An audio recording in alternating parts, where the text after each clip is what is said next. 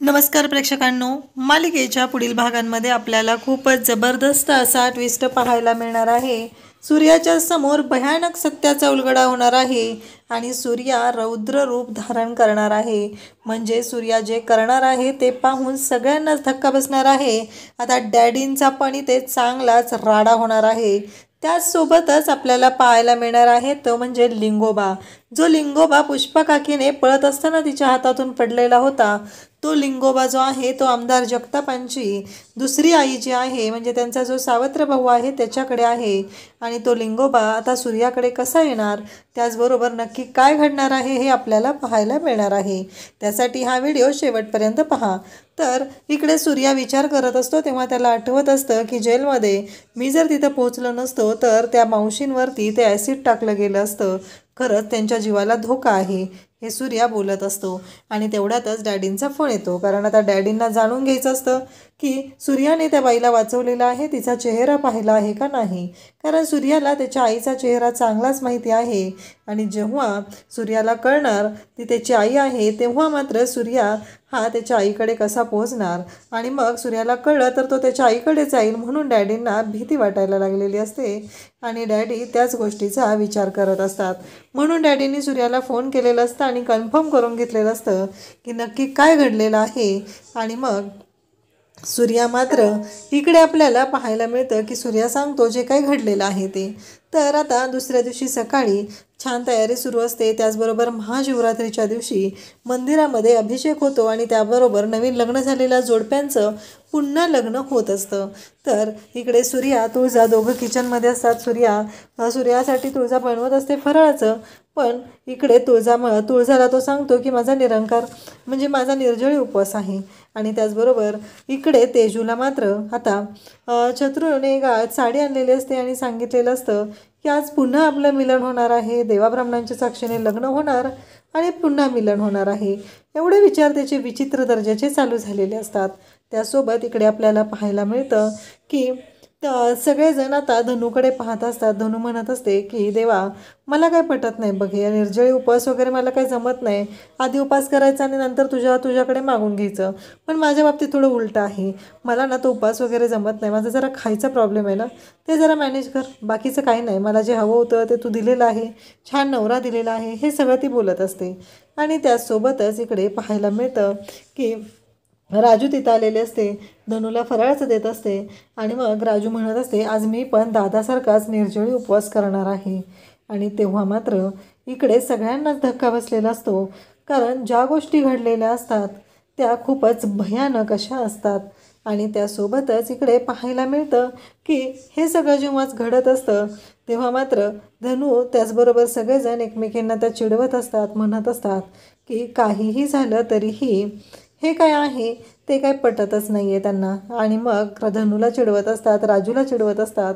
राजूला तर म्हणत असतात की राजू तुला ना असा नवरा मिळणार आहे, आणि तो नवरा आहे ना तो असा पोट सुटलेला असणार आहे, आणि त्यासोबतच तुझं त्याच्याशी लग्न असणार आहे, तो टकला असणार आहे, हे सगळं बोललं जात असतं। आणि राजू मात्र इकडे म्हणत असते बघितलं ना हे सगळं काय म्हणतात, तेव्हा तिथे येते ती म्हणजे तुळजा म्हणत असते असं नाही होणार, चांगला राजविंडा तुला मिळणार आहे आणि खजिना असणार आहे त्याच्याकडे, हे सगळं ती बोलत असते। आणि मग भागू तिथे येते आणि म्हणते नाही, हे सगळं ना पुस्तकातच असतं, प्रत्यक्षात नसतं। तोपर्यंत इकडे एंट्री झालेली आहे ती म्हणजे आमदार शशिकांत जगताप यांची।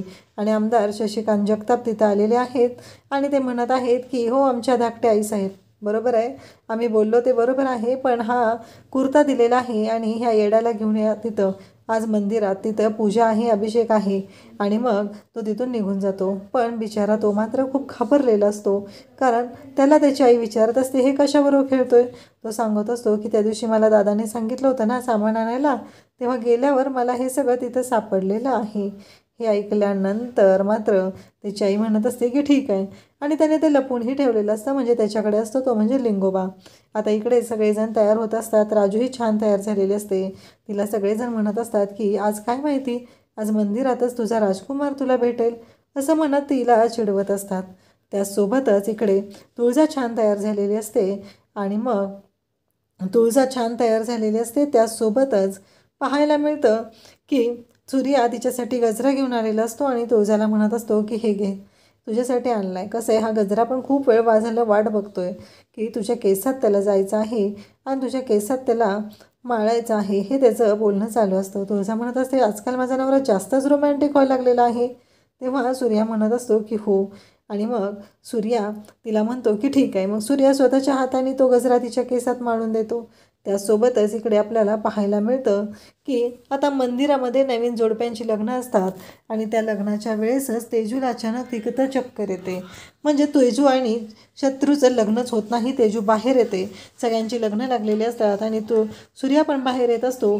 आणि आता शत्रूने तिथंच तेजूला मारायला सुरुवात केलेली असते आणि तेजूला तो मारत असतो. पण इतक्या दिवस तेजूने जी गोष्ट लपवून ठेवलेली होती ती आता सूर्याच्या समोर आलेली आहे. आणि सूर्या पाहतो तेजूवरती हात उचललेला आहे. ही गोष्ट काही सूर्याला सहनच होत नाही आणि सूर्या मात्र तिथे पाहत असतो. सूर्याला धक्का बसलेला असतो आणि सूर्या मात्र तिथे जातो आणि जो धुवायला सुरुवात करतो शत्रूला, की जणू काहीच भोलेनाथाचं रौद्र रूपच सूर्यानं धारण केलेलं आहे.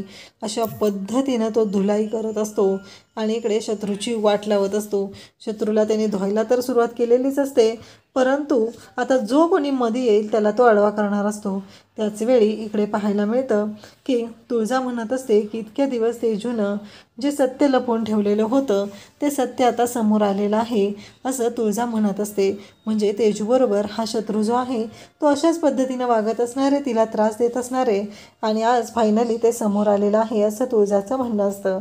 आणि त्यासोबतच आपल्याला पाहायला मिळतं की जेव्हा या गोष्टी घडत असतात तेव्हा मात्र इकडे आता डॅडी तिथं मध्ये पडणार असतात. कारण छत्री सांगत असतो की डॅडी तुम्हालाच काहीतरी करावं लागणार आहे, नाहीतर खूप अवघड परिस्थिती निर्माण होणार आहे असं डॅडी सांगत असतात. सूर्याने आज भोलेनाथाचं रूप घेतलेलं आहे आणि तुम्ही जर मध्ये नाही गेला तर शत्रुभयांना सूर्या मारून टाकेल, त्यांना उद्ध्वस्त करेल. आता डॅडी मध्ये जात असतात आणि तेव्हा सूर्या त्याच रूपामध्ये असतो. सूर्या भयानक असा चिडलेला असतो आणि सूर्या डॅडींचाही विचार करत नाही. तो डॅडींवरती हात उचलतो आणि त्या क्षणी डॅडींच्या डोळ्यातून गंगा जमुना व्हायला सुरुवात होती. तिथं मामा असतात, त्याचबरोबर नाना असतात, सगळेजण असतात, सगळे गावकरी तिथं असतात आणि सगळ्या गावकऱ्यांच्या समोर सूर्याने शत्रूची अशी कुत्र्यासारखी धुलाई केलेली असते की त्यावेळेस डॅडीही काही करू शकलेले नसतात. जेव्हा डॅडीमध्ये आलेले असतात तेव्हा सूर्याने डॅडींवरती पण हात उचललेला असतो. आता सूर्या तेजूला घेऊन जेव्हा आता जगताप इकडे त्यांच्या घरी घेऊन येईल तेव्हा तेजू लग्न झाल्यापासून झालेला सगळा प्रकार सूर्याला सांगेल का ते आपल्याला पाहायला मिळणार आहे. अशाच अपडेटसाठी चॅनलला सबस्क्राईब करा. थँक्यू.